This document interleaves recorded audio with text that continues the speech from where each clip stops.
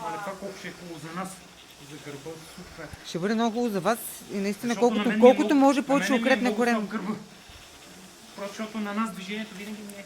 Но гледай да не речиташ само на рамената и сега виж колко добре се вижда на телефона. Гледай да не речиташ само на рамената, нека да е колкото се може гърба.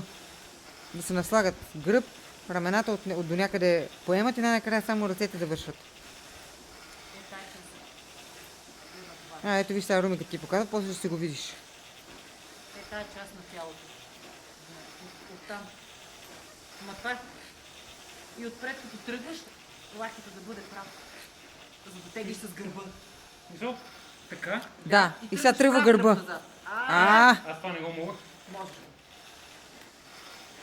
Ама предполагам, че ще се оправи това. В смисъл с времето. ще се оправи. Като заякнеш, В момента е компенсаторно. И когато дърпаш, не дърпай нагоре, дърпай назад. Ами не, аз дърпам, защото ми се удря в коленете. Трябва А. коленете да са по-надолу. Ние ще го махнем това отзад с слайда. Да, Да свършва вече видеото, а? добре.